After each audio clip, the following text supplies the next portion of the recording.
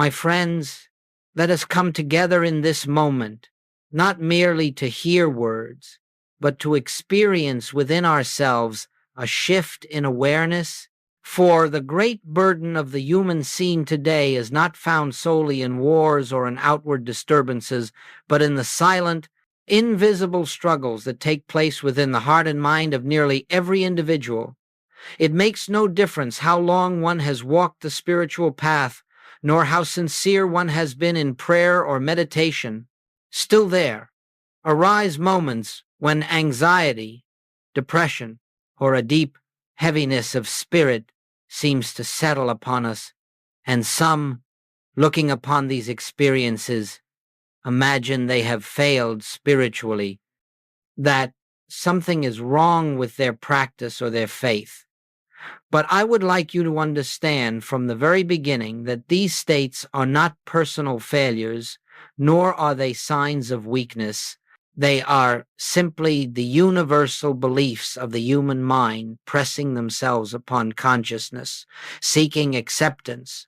You see, we have lived for centuries with the notion that our emotional states originate within ourselves, that they have something to do with our character, our worth, or our spiritual maturity. Yet this is one of the greatest misunderstandings of the spiritual life. The fear you feel is not your fear. The sadness you experience is not your sadness. These are the impersonal suggestions of the collective human mentality. And the moment you begin to see them in that light, a great weight lifts from your shoulders, for you realize that you are not responsible for what the human thought world presents to you. You are responsible only for your response, whether you accept these suggestions as true or whether you turn quietly inward and recognize the presence of God at the center of your being. Now, let us set the purpose of our time together. We are not here to fight emotion, to overcome it, to conquer it, or to destroy it. We are here to rise above the mental atmosphere in which these conditions appear. We are here to discover that peace is not something we manufacture by effort, but something revealed when we become still enough to sense the kingdom of God already present within us. And as we proceed, I ask you not to struggle with the concepts, nor to try to force any experience, but simply to listen with the inner ear. Let whatever truth is meant for you make itself known. For truth revealed is truth that acts, truth that heals, truth that dissolves the clouds of fear and reveals the light that has never been absent from your being. And so we begin with this assurance. There is a peace already established within you. There is a presence that has never wavered, never faltered, never left you for a single moment. Anxiety may come as a shadow, depression as a passing fog, but neither has the power to touch the divine center of your being. When we learn to rest in that center, even for a moment, the false sense begins to break and the true light begins to shine.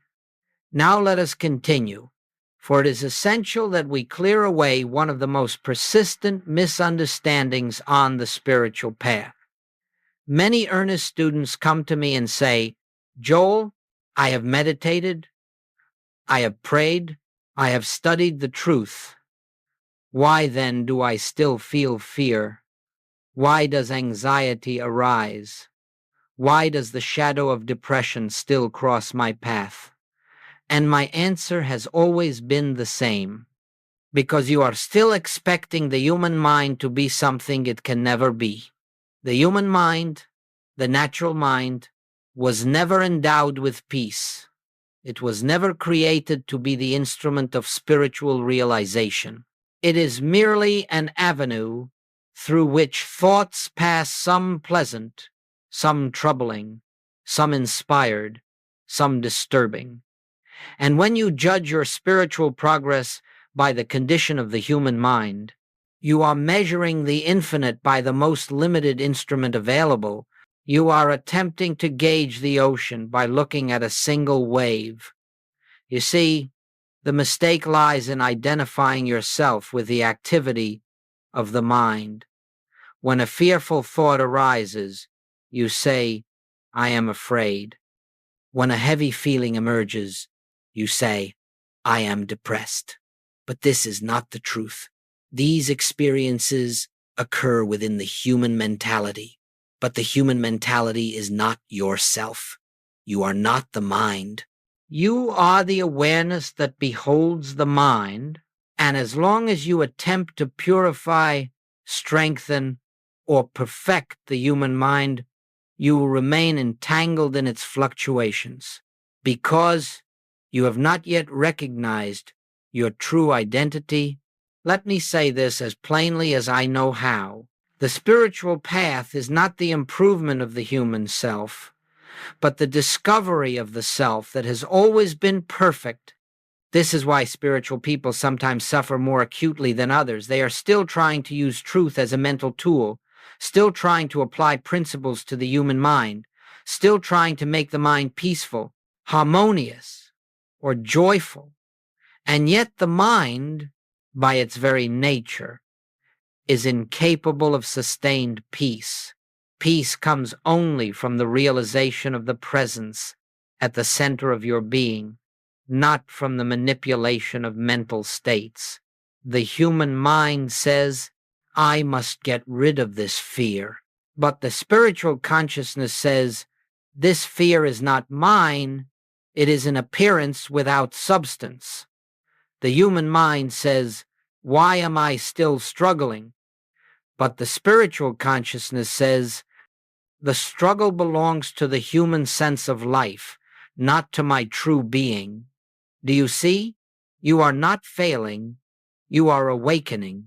And part of awakening is the recognition that suffering continues only as long as we look to the human mind for comfort or guidance. The moment you turn within, not to improve the mind, but to rise above it, you begin to taste a peace that does not depend on thoughts, emotions, or circumstances. So let us lay aside this burden of self-condemnation. Let us cease measuring our spiritual maturity by the movement of thought or mood. Your spiritual identity has never been touched by anxiety. It has never been dimmed by depression. These are experiences of the outer self, the finite self, the self of appearances, not the self that lives in God. And as God's expression, remember this, your suffering persists only when you try to heal the person you think you are. Instead of awakening to the presence you truly are, when this distinction becomes clear, half the battle is won. When it becomes a living realization, the battle disappears entirely. Let us go deeper now, for the next principle is one upon which much of your freedom rests. It may appear simple at first, but if you truly understand it, if it becomes more than a concept, your entire relationship to fear, anxiety, and depression will change. And the principle is this: fear is not personal. It does not belong to you. It never has. Fear is not a quality of your being. Fear is not generated from your soul. Fear is not the activity of your true self. Fear is a suggestion, an impersonal shadow moving across the surface of human consciousness, seeking a host, seeking acceptance, seeking a me to cling to. The tragedy is not that fear exists. The tragedy is that we have been trained to claim it as our own. We say, I am afraid. I feel anxious. I am discouraged. And the moment we attach the pronoun I to the passing suggestion, we give it a reality, a power, and a life it never possessed. Let me remind you of something profound. Anything you can observe cannot be you. If you can witness fear arising, then the fear is not the witness. If you can sense depression moving through the mind, then depression is not the one who senses. if you can feel anxiety tightening in the body, the anxiety is not the one who feels you. The true I are the awareness in which these appearances arise and through which they pass. They have no more identity than a gust of wind, no more substance than a shadow cast by a cloud moving across the sun. When you cease to personalize the fear, its power begins to dissolve. When you stop claiming it, it loses its anchor.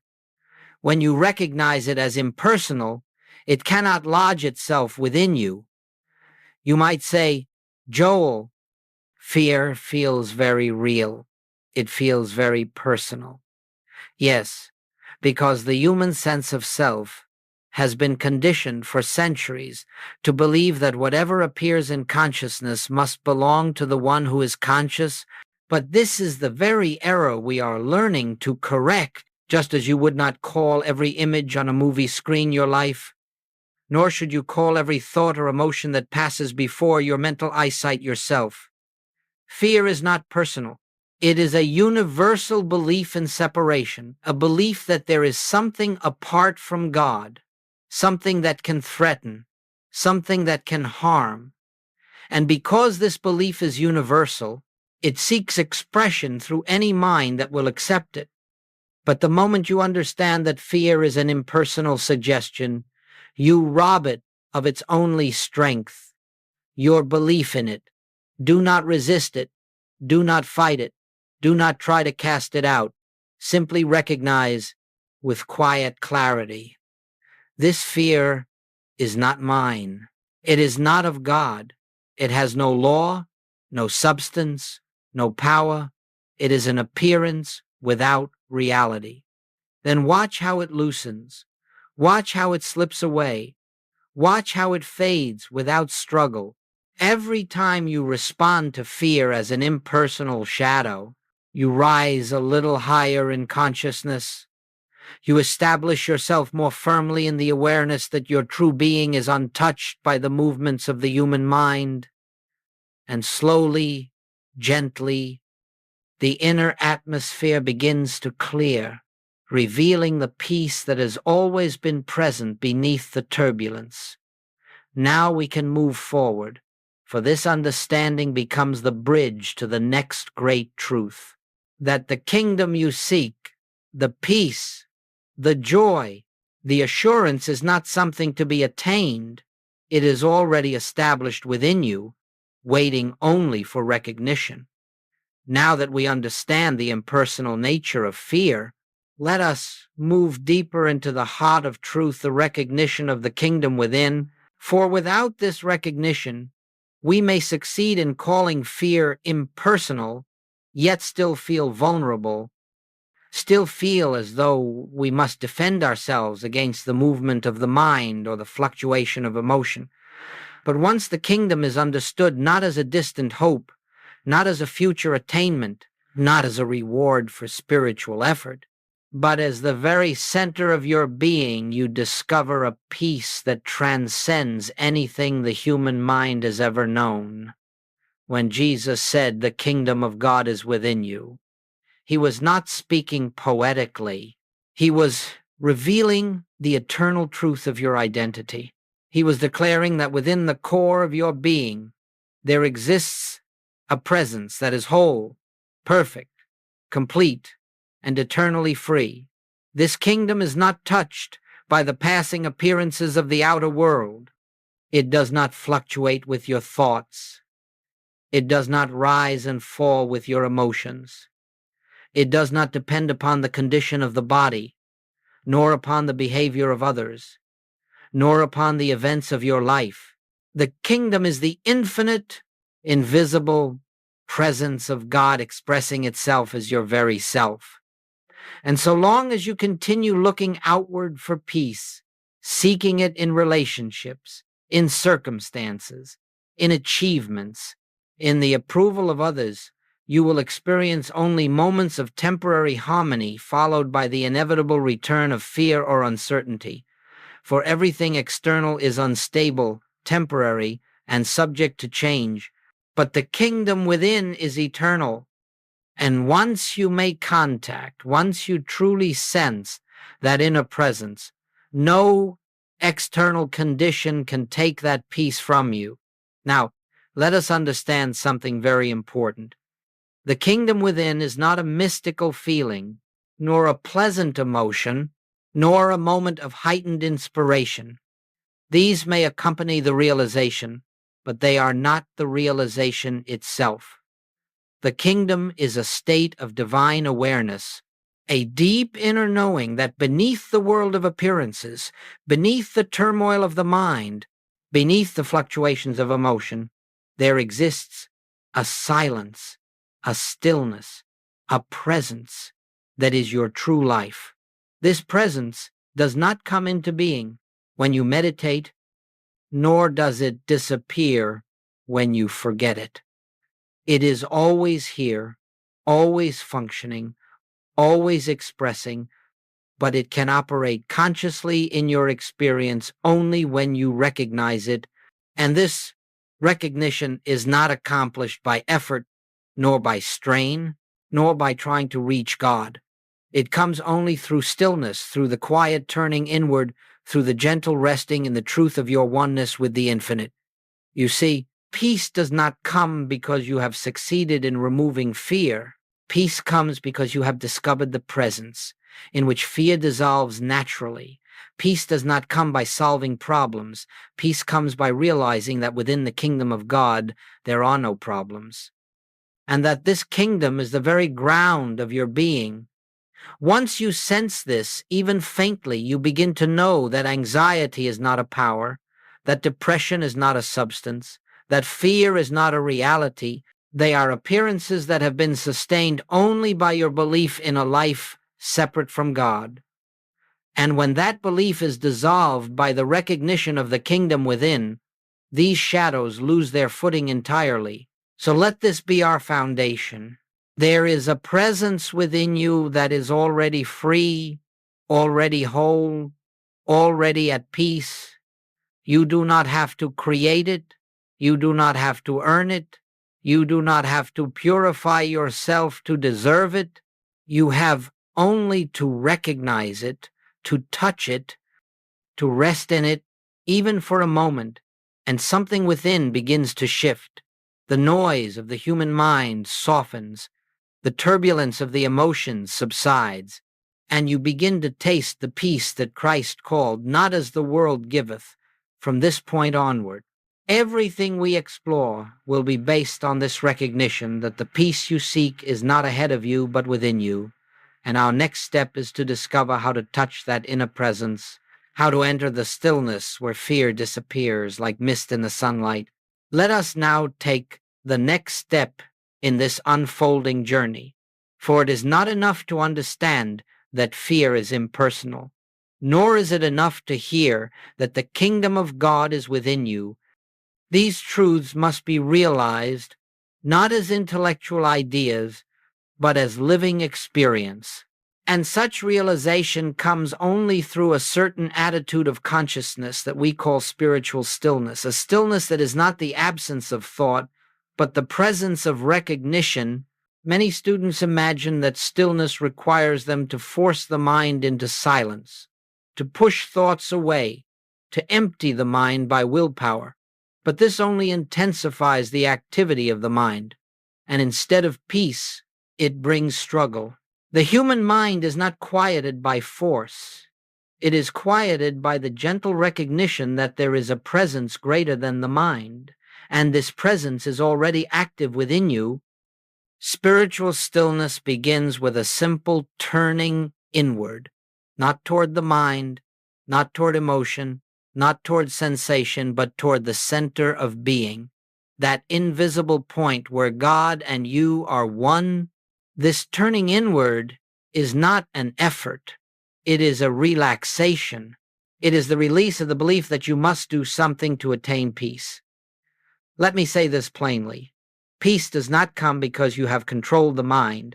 Peace comes because you have withdrawn your faith from the mind. When you sit in quiet contemplation, not trying to think, not trying to stop thought, but resting in a gentle awareness of the presence of God, you open yourself to a dimension of consciousness that has nothing to do with the activity of the human mind. Now, how do we enter this state?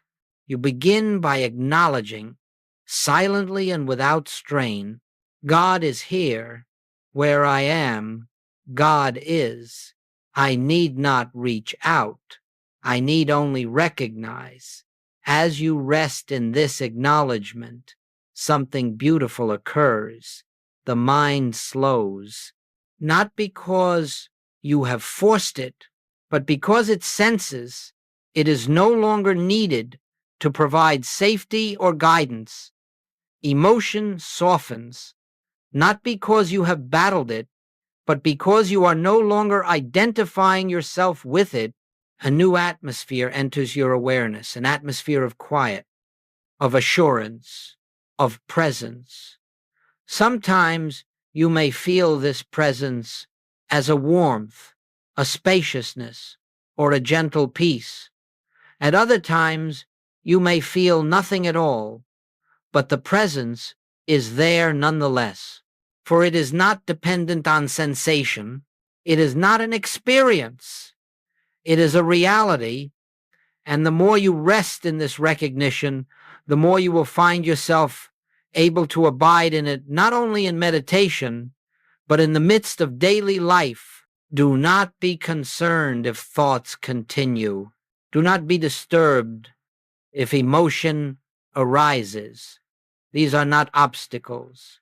They are simply movements of the outer self that gradually lose strength as the inner self emerges into awareness.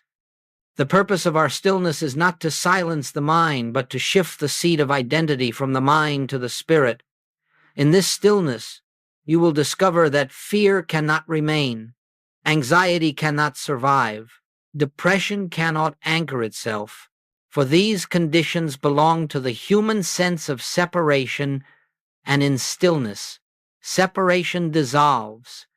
In stillness, you come into the realization that I and the Father are one, and in that oneness, there is no fear, for there is no other to fear and no lack to grieve. This is the practice. This is the way, not effort, but recognition, not striving, but resting in the truth of being. As you cultivate this inner turning day by day, you will find that moments of stillness become longer, deeper, more natural. You begin to sense the presence not only in meditation, but in conversation, in work, in silence, in movement. You realize that God is not an experience to be attained, but a reality to be recognized. And when this realization dawns, you know that the peace you have been seeking was never something to gain, but something to uncover, a peace that has always been the essence of your being. Let us now move into a truth that marks a profound turning point in the spiritual life, a truth that separates those who remain imprisoned in emotional struggle from those who rise above the turbulence of the human condition. And the truth is this: you are not here to fight emotion. You are here to witness truth. As long as you continue battling anxiety, resisting depression, or striving to silence fear, you remain engaged on the level of the very mind that produced these conditions. The moment you wrestle with emotion, you grant it power. The moment you resist fear, you affirm its reality. The moment you attempt to overcome depression, you strengthen its position by accepting it as something that must be conquered. But the spiritual life does not ask you to fight shadows. It asks you to turn toward the light. The shift that must take place, the great and liberating shift, is from reacting to emotion to simply witnessing it, from personalizing feeling to recognizing its impersonal nature, from striving to change the outer atmosphere to resting in the truth of your inner being. Let me illustrate this for you. When fear arises, the human mind instantly contracts. It says, I must escape this. I must push it away. I must protect myself. And in that very moment, The fear is accepted as a power, as a presence, as something that has authority.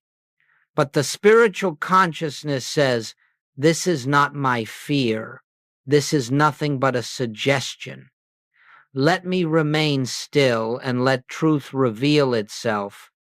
You see the difference?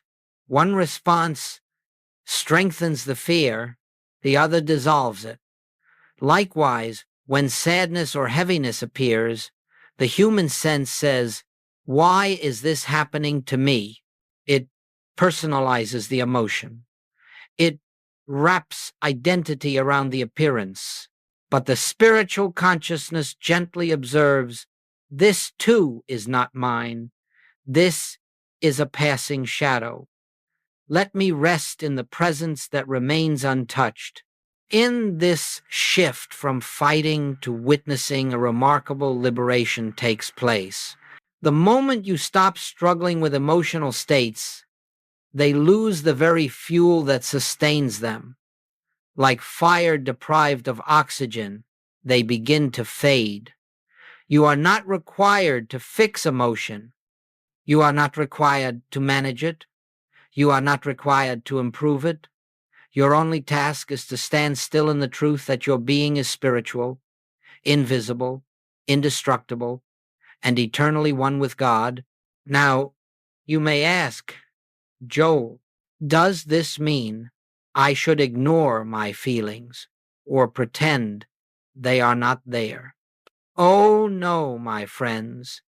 We do not deny emotion. We deny its power. We do not suppress it. We refuse to claim it. We do not resist it. We see through it. And we do so by anchoring ourselves in the inner realization that the presence of God is the only reality of our being. As you continue to witness rather than fight, a new clarity arises. You begin to discern that every emotional disturbance is nothing but the mind reacting to an illusion of separation. When you stop reacting and simply rest in the awareness of oneness, the illusion dissolves. This is the great shift from the noise of the human mind to the silence of the divine presence, from struggling with shadows to beholding truth, from attempting to change appearances to abiding in the reality that never changes. And in that abiding, fear loses its identity, depression loses its anchor, anxiety loses its momentum, for you have withdrawn the only power they ever possessed, your belief in them. This is not a fast process, nor is it a slow one. It is an unveiling. It is the dawning of light. And as this light grows within you, you will find that you no longer live from the surface of the mind, tossed about by emotional winds, but from the depth of spirit, where peace is not earned but revealed. Let us move now into one of the most vital revelations on the spiritual path, perhaps the very cornerstone upon which all inner freedom rests. For behind every fear, every anxiety, every sorrow, there lies a single root, the belief that you exist as a separate self, apart from the presence of God, and until this belief is dissolved, the emotional suffering will continue to arise, no matter how sincere your spiritual practice may be. The moment you feel alone, the moment you feel vulnerable, the moment you imagine yourself to be a self surrounded by a world of powers, forces, influences, and circumstances, you have accepted the great illusion of separation, and in that instant, fear becomes possible. Depression becomes possible. Anxiety becomes possible. For all these states are born from the sense of aloneness, from the belief that you must somehow sustain your life by personal effort, personal wisdom, personal strength. But hear this truth clearly. You have never been a separate self. You have never lived apart from God. You have only believed that you were separate, and this belief has produced the entire burden of human suffering. When the human mind says, I am afraid, it speaks from the illusion of separateness. It believes it must defend itself. When the mind says, I am discouraged, it believes it stands alone with its burdens. When the mind says, I am overwhelmed, it imagines it is responsible for holding up the weight of life. Yet none of this is true. Behind the human sense of self stands the real self, the I of your being, the Christ consciousness that declares, I and the Father are one. This self is not struggling. This self is never anxious. This self does not know depression. This self lives in the eternal light of God's presence and has never for a moment been separate from the infinite. All spiritual healing, all spiritual peace, all spiritual awakening comes from releasing the false identification with the human self and recognizing your identity as the individualized expression of the one divine life. Let us approach this practically. When fear arises, do not say, I am afraid. Instead, turn inward and gently acknowledge this fear comes to the human sense of self, not to the I that lives in God. When heaviness comes, do not claim it as yours. Simply observe. This sadness seeks acceptance in me, but it has no place in the self that is one with God. When anxiety appears, do not enter into its story. Rest in the quiet inner knowing. This anxiety is a movement of the collective human psyche, not a statement of my being. Now, you may wonder, Joel, if I am not this human self, then what am I? You are the place where God shines through. You are the awareness in which the infinite reveals itself. You are the being that God lives as, breathes as, expresses as. You are the life of God made visible in individual form. This is not a poetic sentiment. This is the truth of your being. And when this truth becomes more real to you than the shifting conditions of the mind, a great and profound freedom begins to unfold. You discover that every emotional disturbance was tied to a false identity, and that by releasing this false identity, you release the mechanism by which fear can take hold. To help you taste this truth, let us turn inward for a moment. Allow yourself to recognize not as affirmation, but as quiet knowing. Right where I seem to be, God is right where this emotion appears. The presence stands untouched. I am not separate. I am not alone. I am not divided from my source. Feel the simplicity of that. Feel the relief in that. Feel the spaciousness that opens when you no longer carry the burden of a self that never truly existed. For in this realization, the whole landscape of your experience changes. Fear loses its anchor because there is no separate self to bind. Depression loses its meaning because there is no isolated soul to envelop. Anxiety dissolves because there is no fractured identity to protect. Here, in the recognition of oneness, you stand in the truth of being, and in that truth, all shadows fade. Now, my friends, having come to this recognition of oneness, let us bring this truth into daily living, for spiritual realization must not remain confined to moments of meditation. It must illuminate the small hours of the day, the moments when fear attempts to intrude, when pressure arises, when the human mind becomes stirred, or when the unexpected confronts us. For the spiritual life is not lived merely in silence. It is lived in consciousness, moment by moment, as we abide in the awareness of the kingdom within. Let us be very clear. We are not attempting to create a perfect human life. We are not seeking to eliminate all challenges, nor to craft a life of unbroken calm. No, The purpose of this path is to remain so anchored in the presence that challenges, when they come, do not touch the depth of your being. They pass like wind across the surface while you rest in the stillness beneath. So how do we live from this inner kingdom? We begin with the simplest and most profound practice, the pause. When fear arises, pause. When anxiety tightens the body, pause.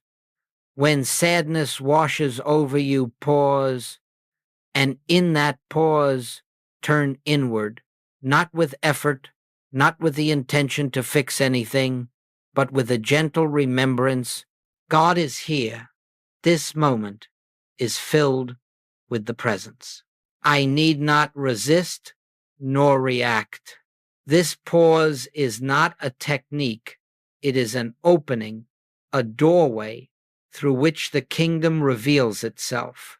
For the moment you pause, you no longer respond from the conditioned mind, you respond from the deeper self. Secondly, as you move through your day, refuse to personalize any emotional state that appears. If anxiety arises, do not ask, "What is wrong with me?" Instead, let the inner awareness speak. This is not my anxiety. This is the old belief in separation knocking at the door. I need not answer. When heaviness appears, do not claim it. When worry stirs, do not identify with it. When tension comes, do not call it mine. In this way, the emotional atmosphere loses its grip because you have withdrawn the agreement that gives it life. Thirdly, allow yourself regular moments, brief, effortless moments of quiet recognition. You may not always have time to sit in meditation, but you always have time to remember, I am not separate. The presence is here. Even a single breath of recognition can shift the tone of an entire hour. Fourth, as you go about your tasks, speaking, working, listening, remind yourself that you are not the one doing these things by personal power.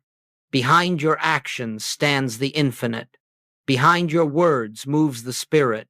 Behind your thoughts flows a deeper intelligence.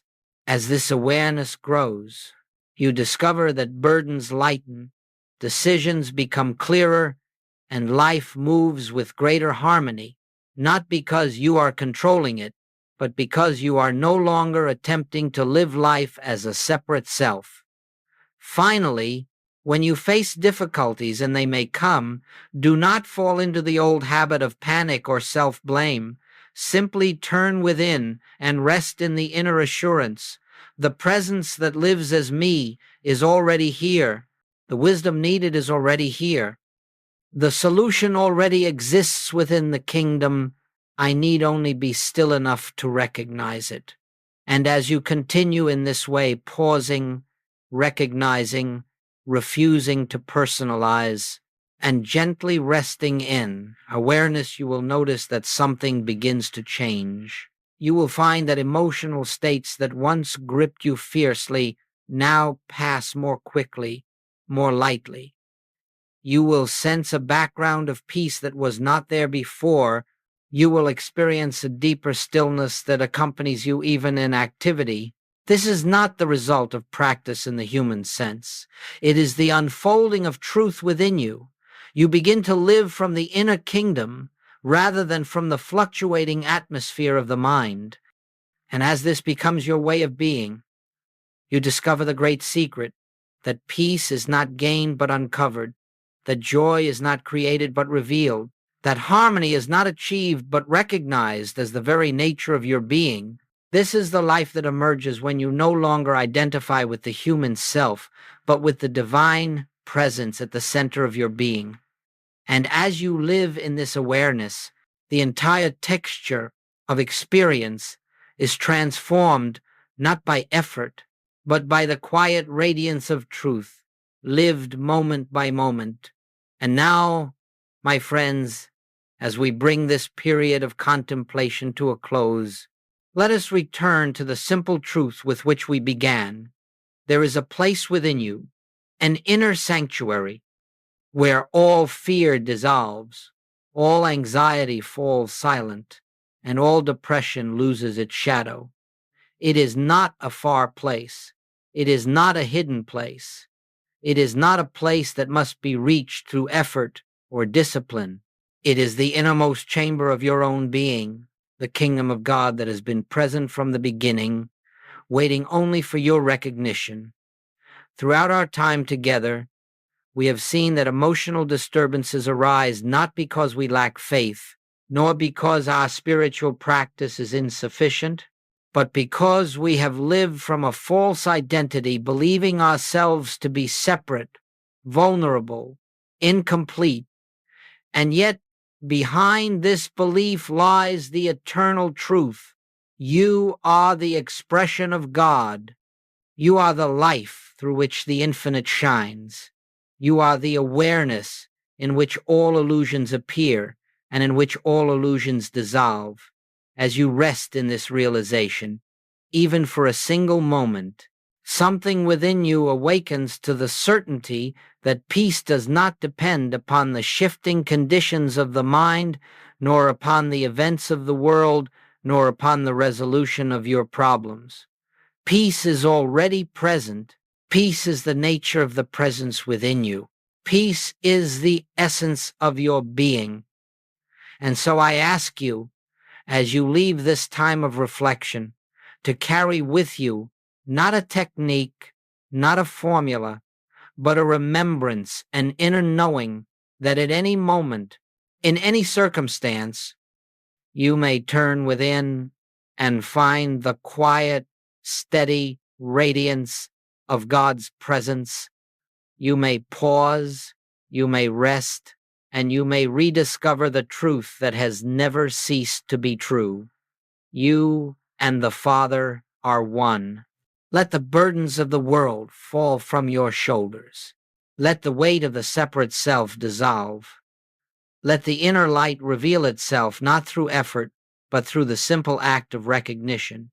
And as you go forward, may this presence that lives as you lead you gently guide you silently and unfold your path with a grace that does not come from human striving, but from the infinite that has always been the foundation of your life.